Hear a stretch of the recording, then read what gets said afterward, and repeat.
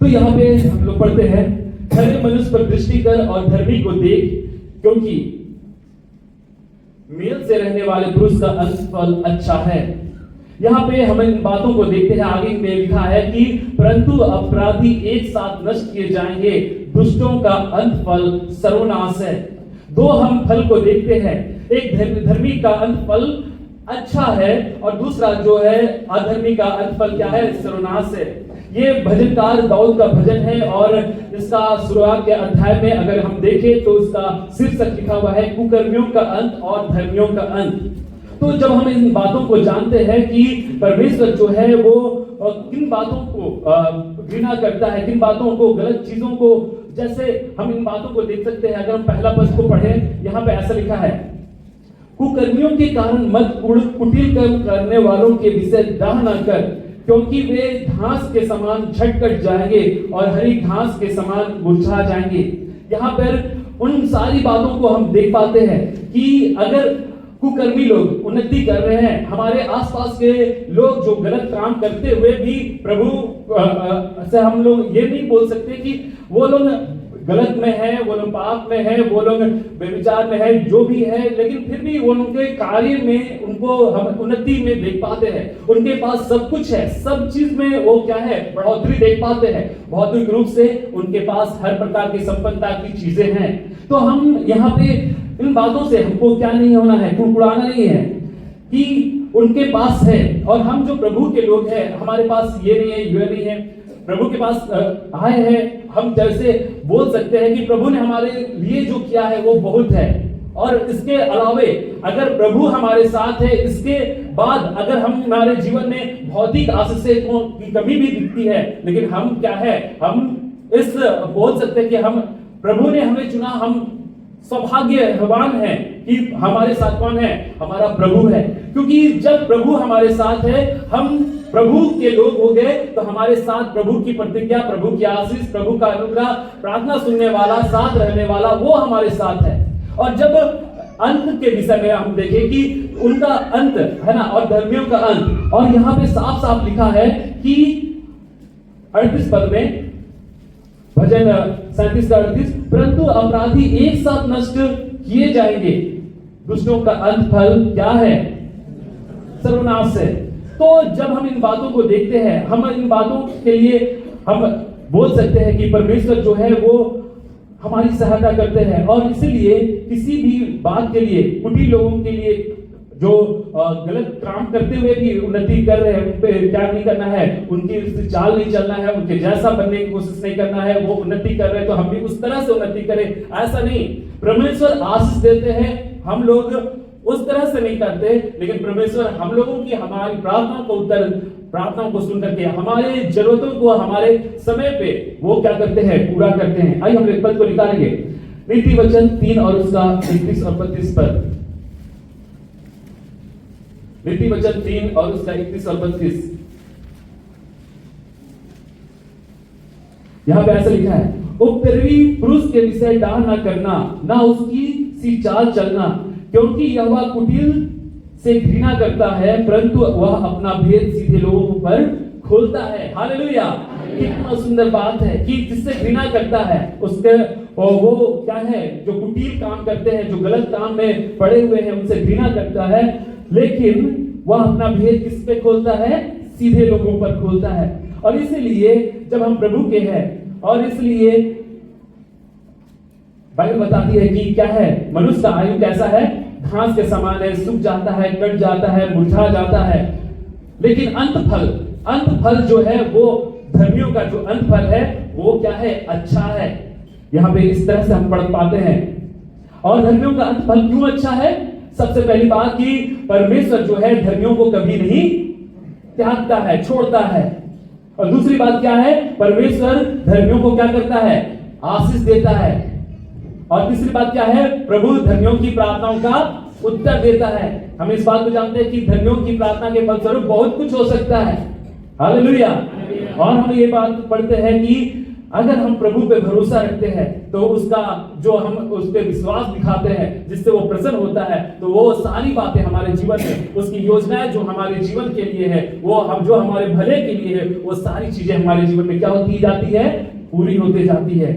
और इसलिए हमारे लिए अंत फल क्या है, भला है। परमेश्वर के लिए हम भले हैं, धर्मी हम ऐसे नहीं ठहर जाते, हमारे कामों के द्वारा नहीं, लेकिन उस पर विश्वास करने के द्वारा हम धर्मी ठहरते हैं। और जब हम परमेश्वर को अपना उद्धारकर्ता के रूप में स्वीकार करते हैं, अपने पापों से क्षमा मांगते हैं, उन सारी चीजों से फिरते हैं, हम धर्मी ठहरते हैं। कैसे धर्मी ठहरते हैं? प्रभु के द्वारा धर्मी ठहरते हैं। हमारे काम हमें धर्मी नहीं ठहराते, हमारे काम चाहे जैसे भी करते हैं, वो बाइबल बताती है मैले चिथड़े के समान है, लेकिन प्रभु हमारे जीवन के लिए बहुत सारी बातों को रखता है। और निश्चित रूप से जब धर्मियों के विषय में जब हम बात कर रहे हैं, तो ऐसी बातें हमारे जीवन में आती है कि हम जब प्रभु के हैं, हम जब प्रभु में बढ़ रहे हैं, प्रार्थना में आ रहे हैं, हमारे जीवन में सारी चीजें होती है और हम प्रभु को धन्यवाद देते हैं। और धन्यवाद देना भी चाहिए हर एक बातों के लिए, उपकारों के लिए। लेकिन ऐसा भी बात आती है हमारे जीवन में, बीच बीच में ऐसी चीजें जो हमारे को क्या करती है, हताश निराश करती है। हम क्या बोलते हैं कि प्रभु के पास रहने के बावजूद भी, उससे रिश्ता रखने के बावजूद भी हमारे जीवन में ऐसी परिस्थितियां आई और हम इस बात से क्या करते हैं, कुड़कुड़ाते हैं। जब प्रभु भी जब मूसा के द्वारा उनकी इस्राएलियों की अगुवाई कर रहा था, वो लोग भी जब समस्या में पड़ते थे तो क्या करते थे, कुड़कुड़ाते थे, क्या क्या नहीं बोलते थे, बहुत कुछ बोलते थे। लेकिन मूसा भी क्या करता था, वो जानता था कि जिसकी अगुवाई में वो चल रहा है, जिसकी अगुवाई में पूरे इस्राएलियों को लेके जा रहा है, वो परमेश्वर सच्चा है, वो उपाय करने वाला परमेश्वर है, वो ही रास्ता निकालेगा। हालेलुया। हमारे जीवन में भी वही रास्ता निकालेगा जो रास्ता प्रभु ने हमारे जीवन में किया। बहन ने इतने साल पुराने अपनी गवाहियों को दी, कैसे उसके जीवन में प्रभु ने कार्य किया कि वो कैसे उनको जाकर के वो उधर में दूर में बैठी थी, लेकिन प्रभु ने उनसे बातचीत किया, उनका जीवन में प्रभु क्या सामर्थ कार्य किया, वो चंगाई प्राप्त की, प्रभु को जानी। और आज वो लोग बैठती हैं, वो लोग अपना महिला समिति, वो लोग संध्या के समय में आपस में बैठ करके एक दूसरे के लिए प्रार्थना करती है, हम लोग के लिए प्रार्थना करती है। तो ये कैसे हुआ? ये ऐसे हुआ कि उनके जीवन में प्रभु ने कार्य किया और उन चीज को वो उन्होंने जानी और ये सच्चाई को वो पकड़े रही। ऐसा नहीं कि अब तकलीफ आया, उसके शरीर में भी, प्रार्थना करने वालों के शरीर में भी क्या हुआ, तकलीफ आया, है ना। तकलीफ आता है, लेकिन चंगाई छुटकारा देने वाला प्रभु हमारे साथ है। हम एक पद को जानते हैं जो हमें मिलता है भजन संहिता 34 और 19 पद में। यहाँ पे ऐसा लिखा है, हमने कई बार वर्णन किया है। यहाँ पे लिखा है, धरती पर बहुत सी विपत्तियां पड़ती तो है, परंतु यहोवा उनको उन सब से क्या करता है, मुक्त करता है। हालेलुया। हमारा परमेश्वर जो है वो हमें उन सब से मुक्त करने की सामर्थ्य रखता है। और इसलिए धर्मी चाहे 7 बार भी गिरे तो भी वो क्या होता है, उठ खड़ा होता है, लेकिन दुष्ट गिरेगा वो नाश हो जाएगा। परमेश्वर हमारी सहायता करता है, वो हाथ पकड़ के हमें उठाता है और हमें चलाता है, ऐसे जगह ले चलता है जहां पे हमें आराम मिले, सुकून मिले, और ऐसे एहसास को दिलाता है कि वो परमेश्वर जो हमारे साथ है वो कभी नहीं छोड़ेगा। हमें इस बात का एहसास दिलाता है। हम ऐसे हमेशा अगर ठीक रहे तो हमें से कोई भी यहाँ पे आकर के बैठ करके प्रभु की आराधना नहीं करेगा। ऐसे हमारे जीवन में सब कुछ सुकून से रहे, खाने के लिए सब कुछ है, रहने के लिए, सोने उड़ने के लिए, संतुष्ट होना हम जानते नहीं। हमारे जीवन में ऐसा लगेगा कि हमें और भी चीजें चाहिए, लेकिन कोई ना कोई ऐसी प्रार्थनाएं हैं, कोई ना कोई ऐसी वेदना है, कोई ना कोई ऐसा प्रभु से प्रार्थना है जिसके कारण हम क्या करते हैं, प्रभु के पास चीजें आते हैं। और ये कारण नहीं होना चाहिए, कारण ये होना चाहिए कि प्रभु ने मेरे जीवन के लिए ये किया है, हम उसको धन्यवाद देने के लिए यहाँ पर आए। हमें इस बात के लिए होना चाहिए कि प्रभु की हम सृष्टि है, प्रभु ने हमें बनाया कि हम उसका धन्यवाद करें, इसलिए हमें क्या करना है, प्रभु को धन्यवाद देना है। ये होना चाहिए, ना कि ये कि हमारे जीवन में तकलीफ है तब हम प्रभु के पास जाएंगे। और ऐसा जब हम करते हैं तो हम और भी हताश निराश हो सकते हैं, क्योंकि हम ये सोच के आते हैं कि हम प्रभु में जा रहे हैं, प्रभु के पास जा रहे हैं, है तो हमारे जीवन में फिर कभी तकलीफ नहीं आएगी। और ऐसा करके हम किसी को भी बोल नहीं सकते कि आप प्रभु को स्वीकार करो, प्रभु के पास आओ, आपके जीवन में कभी समस्या नहीं आएगी, बीमारी कभी नहीं आएगा, आप हमेशा उन्नति में रहोगे, आप हमेशा प्रभु आपके साथ जो भलाई किया है वो हमेशा आपके साथ रहेगा, दिखाई देगा ऐसा। लेकिन हम ये बात को सच्चाई ये है कि सबके जीवन में परीक्षाएं आती हैं, तकलीफें आती हैं, और हम हर एक समय में हम अपना जीवन व्यतीत करते हैं। कल तक हम बच्चे थे, आज जवान हो गए, अब हम उस अवस्था में आ गए कि हम बुढ़ापे की ओर जा रहे हैं, फिर बुढ़ापा आएगा, फिर हम प्रभु में सो जाएंगे। लेकिन सारी चीजें एक समान कभी भी नहीं रहेगी, एक समान कभी भी स्थिति नहीं रहेगी। आज के समय में हमारी जो स्थिति है हमेशा एक समान नहीं रहेगी। हम हर बात के लिए, हर परिस्थिति के लिए जो सच्चाई है उसको स्वीकार करना चाहिए कि तकलीफें हैं, समस्याएं हैं। बाइबल भी बताती है, ढाढ़स बांधो, मैंने संसार को जीत लिया है। संसार में तुम्हें क्लेश होता है, लेकिन मैंने संसार को जीत लिया है। तो ये बात को आपको बोलना है कि प्रभु जो है विजेता परमेश्वर है, प्रभु जो सामर्थ्य परमेश्वर है, वो हमारी सहायता करेगा। वो जीवित परमेश्वर है, मुर्दों में से जी उठा, युगानुयुग जीवित परमेश्वर हमारे साथ है। हमारी प्रार्थनाओं को सुनने वाला, हमारी प्रार्थनाओं का उत्तर देने वाला हमारे साथ है। और इसीलिए दुख की घड़ी में, समस्या घड़ी में भी प्रभु हमारे साथ है। ये बात को हमेशा स्मरण रखना है। और जब हम ऐसा विश्वास को प्रभु के सामने दिखाते हैं तो प्रभु विश्वास से क्या होते हैं? प्रसन्न होते हैं। विश्वास बिना प्रसन्न करना अनहोना है।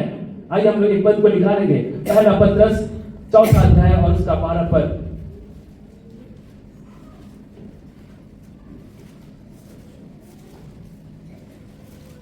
पहला पत्रस 4 अध्याय और उसका 12 पद।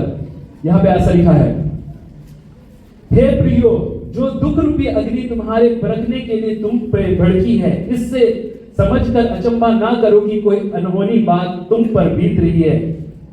तो ये अचंभा करने वाली बात नहीं है। ये जो हमारे जीवन में आई है, बातें आई है, जो दुख रूपी आज चीजें आई है, ऐसे समय में हमें क्या नहीं करना है? अपना धीरज नहीं खोना है। हमें अपना धीरज को नहीं खोना है। हम अभी प्रार्थना किए, अभी की अभी प्रार्थनाओं का उत्तर नहीं मिला, हमें धीरज नहीं खोना है। प्रार्थनाओं को सुनने वाला, धर्मियों की प्रार्थनाओं को कान लगाने वाला, जिसने हमारे जीवन में इस बात को प्रूव कर दिया, सिद्ध कर दिया कि हमारी परिस्थितियों में, हमारी तकलीफ के समय में भी उसने प्रार्थनाओं को उत्तर दिया, वो हमारी प्रार्थनाओं को अभी भी सुनेगा। और इसीलिए धीरज नहीं खोना है। दुख के समय में जीवन की वास्तविकता से हम रूबरू होते हैं।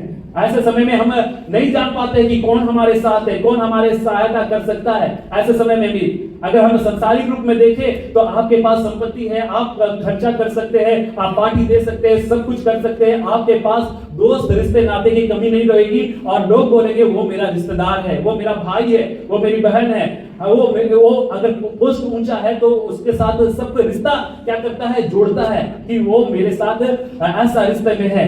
लेकिन जब आपके साथ परिस्थितियां विपरीत होगी तो कोई भी आपको नहीं पूछेगा।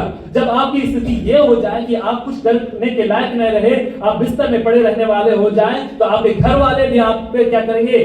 गुस्सा करेंगे, कुड़कुड़ाएंगे। आपने क्या किया वो नहीं, लेकिन अभी आपकी परिस्थिति क्या है, ऐसे समय के लिए वो क्या करेंगे? आप पे बुड़बुड़ाएंगे, कुड़कुड़ाएंगे। आपके लिए कुछ भी किया हो वो सारी चीजें याद नहीं रहेगी। आपको बचपन से लेके इतना दूर तक आपको बढ़ाया, वो चीजें जो तकलीफें उन्होंने सही, वो सब चीजें आप भूल जाएंगे इस समय कि आप उन पे बोझ हो गए हैं। लेकिन ऐसे समय में भी जब हम अपना भरोसा प्रभु पे रखते हैं, ऐसे समय में भी जब अपने भी आपको छोड़ सकते हैं, ऐसे समय में भी प्रभु आपको नहीं छोड़ेगा। हालेलुया।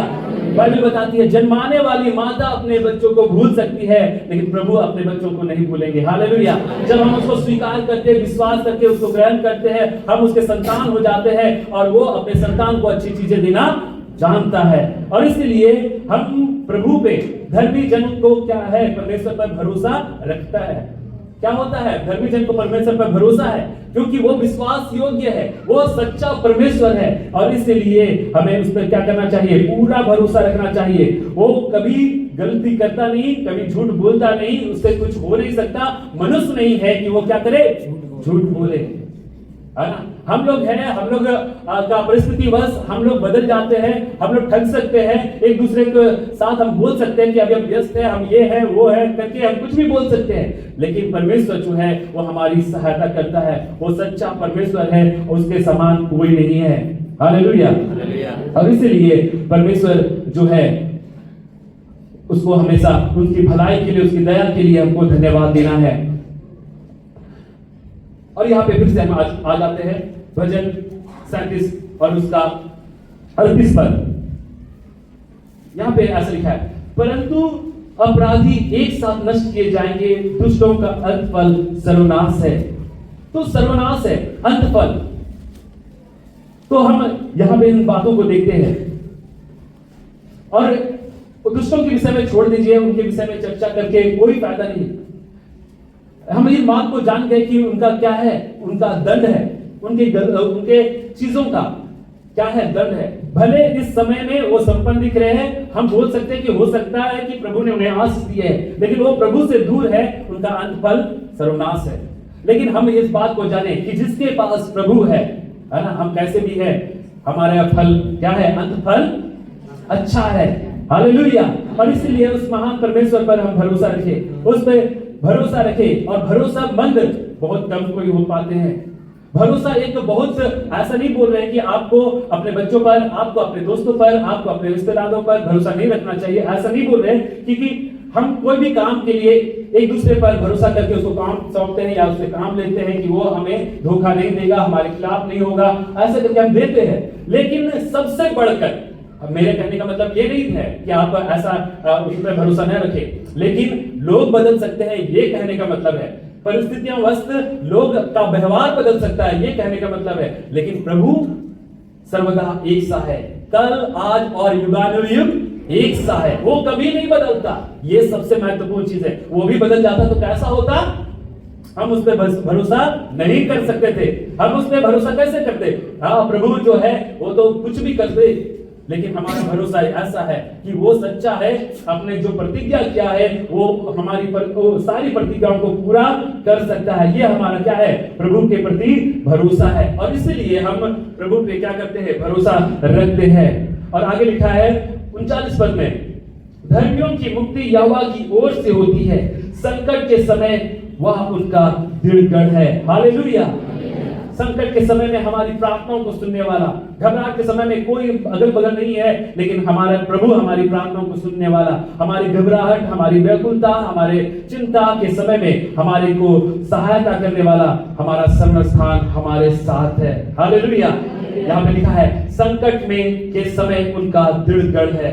गढ़ क्या होता है, गढ़ ऐसा जगह, किला जैसा बोल सकते हैं, जहां पे शत्रु क्या करेगा, हमला भी करेगा, लेकिन अंदर क्या है, सुरक्षित पाए जाएंगे। इतना बड़ा, इतना विशाल घेराबंदी जो कोई घेर नहीं सकता। हम क्या है, प्रभु के सुरक्षा में रहेंगे। जब वो हमारा क्या है, दृढ़ गढ़ है, तो हम शत्रुओं से बचे रह सकते हैं। हालेलुया। शैतान हमारा कुछ नहीं कर पाएगा, लेकिन हम इस बात के लिए कि प्रभु हमारी सहायता करेगा, उस पर हमें क्या करना है, पूरा भरोसा रखना है। हमारा भरोसा किस पे है, परमेश्वर पर। हो सकता है कि हमारे धन पे हो, है ना, धन कमाने की शक्ति भी प्रभु देता है, आज है कल नहीं है, लेकिन प्रभु जो है वो आशीषों को देता है। और हो सकता है ये शरीर अभी बलवान है, लेकिन कल के दिन में बीमार हो गए, कल के दिन में उठने बैठने नहीं सके, पैरालाइज हो गया, कुछ हो गया, हम अपने स्थान पे वहीं पे रह गए। शरीर है, बीमारी आती है, लेकिन चंगा करने वाला परमेश्वर है। हालेलुया। इसलिए न धन पे न शरीर पर हमें भरोसा रखना है, और ना ही हमें ऐसे लोगों पर जो हमारे लिए कार्य करेंगे, ऊंचे पद वाले हैं, हमारे लिए वो सहायता करेंगे। हमें कोई भय की बात नहीं है। थाना में अपना आदमी है, वो हमारी सहायता करेगा। कोर्ट में हमारे लोग हैं, हमारी सहायता करेंगे। हॉस्पिटल में अपने लोग हैं, डॉक्टर नर्स लोग हैं, हमारी सहायता करेंगे, निश्चित रूप से सहायता करेंगे। लेकिन सबसे बड़ा जो जिस पे भरोसा रखना है वो कौन है, हमारा परमेश्वर है, जिसने हमारे जीवन के लिए सब कुछ किया, जिसके द्वारा है ना। धर्मियों को पर क्या होता है, प्रभु का आशीष होता है। हालेलुया। दूसरी बात हम यहाँ देखते हैं, पहली बात हमने देखा कि प्रभु जो है क्या करता है, प्रभु अनुग्रह करता है, प्रभु हमारी प्रार्थनाओं को सुनता है और अंतफल हमारा अच्छा है। दूसरी बात हम यहाँ पे देखते हैं, प्रभु धर्मी जन को क्या करता है? आशीष देता है। हालेलुया, आशीष देता है। और परीक्षाओं के घर समय में भी क्या है, हर एक बातों में जब हम परमेश्वर पर विश्वास योग्यता के साथ बने रहते हैं, हमारे जीवन में प्रभु आशीष देता है। पुराने नियम में हम देखते हैं कि प्रभु की आशीषों को, कि मैं वो स्थान को दे देता हूं, जहां तक दिखता है वहां जाना है, वहां सारी चीजों को हम देखते हैं, भौतिक आशीषों को हम देखते हैं। नए नियम में हम इन बातों को देखते हैं कि प्रभु ने क्या क्या हमारे लिए सब कुछ क्या हमारे लिए सहायक को दे दिया, और हम लोगों के लिए क्या है, आत्मिक आशीषें रख दी है। हम लोग आशीषित हैं। हालेलुया। अगर एक पद को निकालिए, इफिसियों की पत्री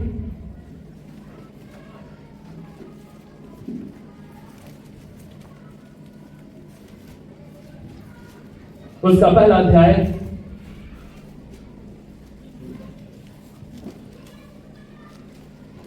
और उसका 3 पद से यहां पे ऐसा लिखा है, मसीह में आत्मिक आशीषें।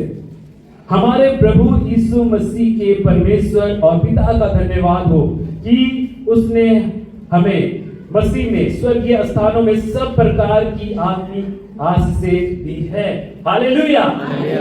दी है मतलब मिल गई है। हम लोग क्या है, आशीषित है। हम लोग क्या बोलते हैं कि हमें आशीष चाहिए। अगर यहाँ पे इन बातों के विषय में हम देखते हैं तो ऐसी बातें हैं, आत्मिक रूप से हम आशीषित है। कैसे आशीषित है? उसने जगत की उत्पत्ति से पहले चुन लिया। हालेलुया, पहले से चुन लिया। बाइबल बताती है, कल भी हम लोग मनन कर रहे थे, माता के गर्भ में रचे जाने से पहले उसने क्या किया? चुन लिया, चित्त लगाया। हालेलुया। हम ऐसे ही कैसे भी ऐसे नहीं आ गए, ये प्रभु की योजनाएं हैं, और इसलिए ये हम प्रभु ने हमें चुना। ये क्या है? हम उसके द्वारा चुने गए।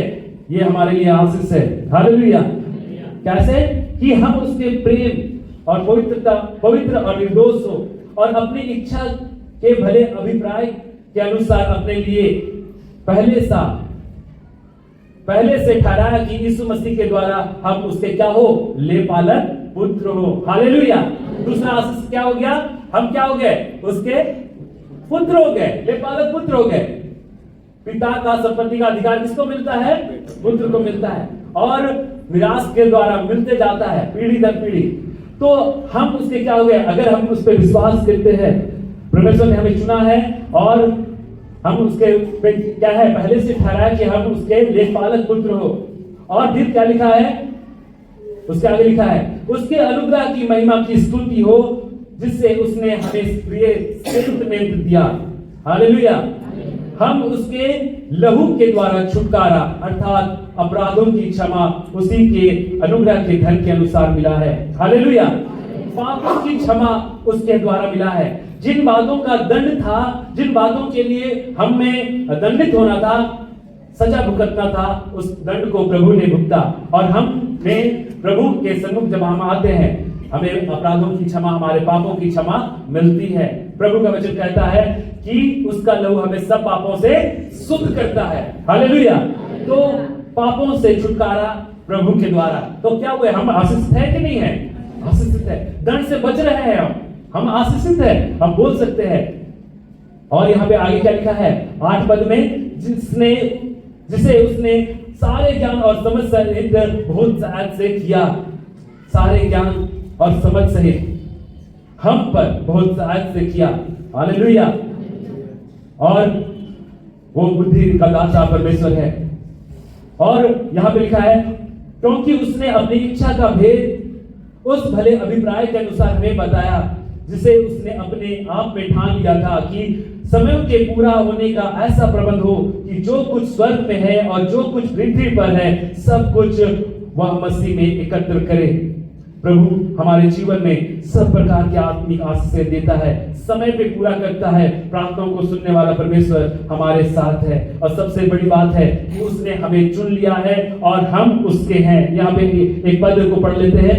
यहाँ पे लिखा है इफिसी 1 और उसका 13 पद में, और उसी में तुम भी जब तुमने सत्य का वचन सुना जो तुम्हारे उद्धार का सुसमाचार है और जिस पर तुमने विश्वास किया, प्रतिज्ञा किए हुए पवित्र आत्मा की छाप लगी। हालेलुया। तुम पर, किस पे? तुम पर, जिसने क्या किया? वचन सुना जो तुम्हारा उद्धार का सुसमाचार है और तुमने क्या किया? विश्वास किया, प्रतिज्ञा किए हुए पवित्र आत्मा की छाप लगी। हालेलुया। अब हम पे क्या लगा? मुहर लग गया है ना? अब हम किसके हैं? प्रभु के हैं। मुहर इस बात को साबित करता है जब आपके पास कागजात है, कागजात ऐसी कागज में रहेगा, उसका मूल्य नहीं, देखिए उसमें सरकार का ठप्पा लगता है तो आप बोल सकते हैं कि ये सरकार, ये चीज जो है ये मेरे नाम पे है। प्रभु का ठप्पा, ठप्पा हम पे लगा है। हम किसके हैं? प्रभु के हैं। ये हमारे लिए आशीष है। हालेलुया।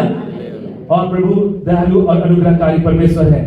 और सबसे बड़ी बात यहाँ पे और एक बात को पढ़ते हैं, भजन 37 और उसका 40 पद में, यहोवा उनकी सहायता करके उनको बचाता है, वह उनको दुष्ट से छुड़ाकर उनका उद्धार करता है, इसलिए कि उन्होंने उनमें शरण ली है। हालेलुया। कितना सुंदर बात है। परमेश्वर छुड़ाने वाला परमेश्वर है। जब हम ऐसी परिस्थिति में फंस गए, वहां से भी वो क्या कर सकता है? निकाल सकता है, अद्भुत तरीके से निकाल सकता है, छुड़ा सकता है। और इसलिए हम दानियल के जीवन को भी देख सकते हैं कैसे वो उसके वहां के लोग ने षड्यंत्र रचा, वो उसमें फंसा, लेकिन वो उसने प्रार्थना करने नहीं छोड़ा। जैसा वो प्रार्थना करता था, वो कहां गया? सिंह के मांद में चला गया। सिंह के मांद में भी चला गया और वहां पर क्या हो रहा है? राजा पुकार रहा है कि क्या दानियल का परमेश्वर जो है उसको बचा लिया है। वहां पे ऐसा नहीं बोल सकते कि दानियल जो प्रार्थना करने वाला व्यक्ति था वो समस्या में नहीं फंसा, वो भी वहां पे क्या क्या गया। अगर ऐसा बोलते कि तब तो वो प्रार्थना करने वाला धर्मी व्यक्ति था, तब तो उसको समस्या में फंसना ही नहीं था। लेकिन प्रभु जो है वो छुड़ाने वाले परमेश्वर है। हालेलुया। राजा भी वहां पे के सामने क्या हुआ? गवाह ठहरा। और राजा भी ऐलान किया कि इसके समान बचाने वाला कोई नहीं। हालेलुया।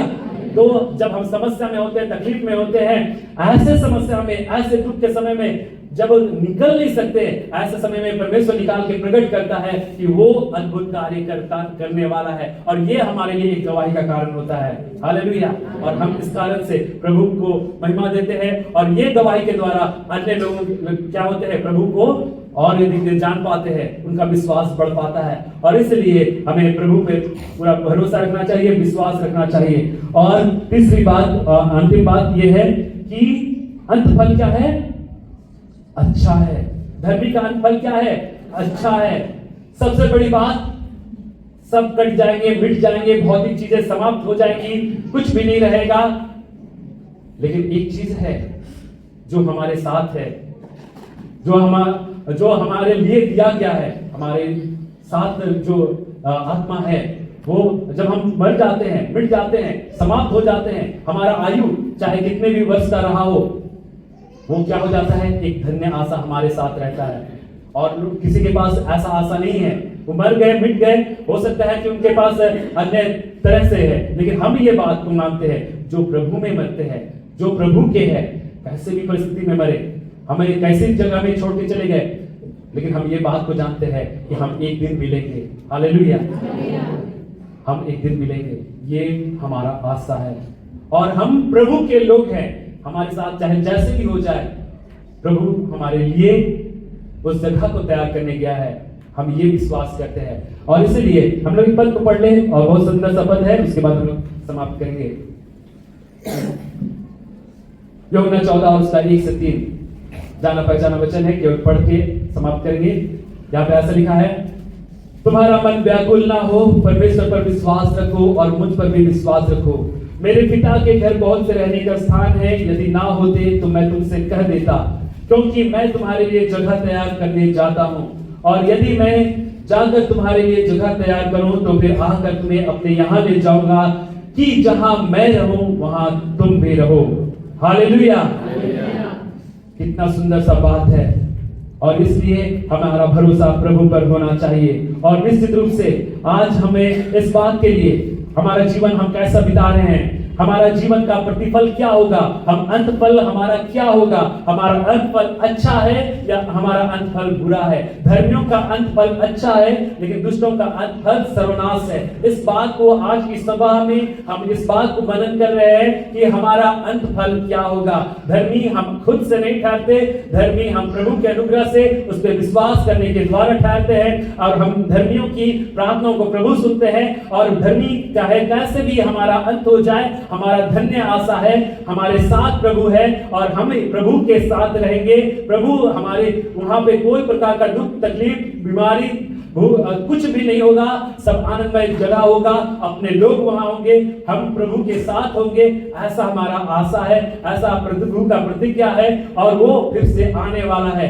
लेकिन हम इस बात को भी सोचे कि हमारा जीवन कैसा है। क्या हम केवल दिखावा कर रहे हैं कि हम केवल इन बातों के लिए कि हम अपने आप को ही जान सकते हैं कि हम धर्मी है या दुष्ट है। दुष्टों का अंत फल सर्वनाश है और इसलिए प्रभु जो हम पर अनुग्रह करता है वो धर्मियों पर अनुग्रह करता है। प्रभु जो है सबके लिए आए, सबको अवसर दिए। हम सब पापी थे लेकिन प्रभु ने हम सबों के लिए आए, लेकिन हम हमारे लिए इतना कुछ करने के बाद भी हम अपना जीवन कैसे बिता रहे हैं। यही जीवन हमारे रास्ते को तय करेगा कि हमारा अंत फल क्या होगा, हमारा अंत फल अच्छा होगा या हमारा अंत फल सर्वनाश होगा। आइए और एक पद को निकाल लें और उसके बाद हम लोग प्रार्थना में जाएंगे।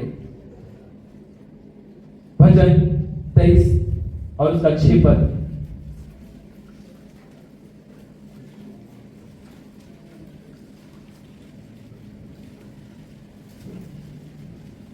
आइए हम लोग मिलकर पढ़ेंगे भजन 23 और उसका 6 पद। निश्चय भलाई और करुणा मेरे साथ साथ बनी रहेगी और मैं यहोवा के सर्वदा वास करूंगा। हालेलुया। प्रभु पे भरोसा रखना है। पहली बात, प्रभु आशीषों का दाता है, हम आशीषित है, ये स्मरण रखना है। हालेलुया। और हमारे साथ धन्य आशा है और हम क्या करेंगे, निश्चय भलाई और करुणा जीवन भर मेरे साथ साथ बनी रहेगी और मैं यहोवा के धाम में सर्वदा वास करूंगा। चाहे कैसी भी परिस्थिति आए, प्रभु हमारे साथ है। चाहे समस्या में है, धर्मियों पर विपत्तियां आती है, प्रभु छुड़ाने वाला है। धर्मियों पर समस्या आती है, प्रभु छुड़ाने वाला है। प्रभु प्रार्थनाओं का उत्तर देने वाला है। व्याकुलता में, घबराहट की स्थिति में संभालने वाला, हियाव देने वाला, शांति देने वाला, शांति का राजकुमार हमारे साथ है। हालेलुया। प्रभु हमारी सहायता करता है, दुष्टों से बचाने वाला प्रभु हमारे साथ है। आइए हम लोग अपने स्थान में खड़े हो जाएंगे और उस महान परमेश्वर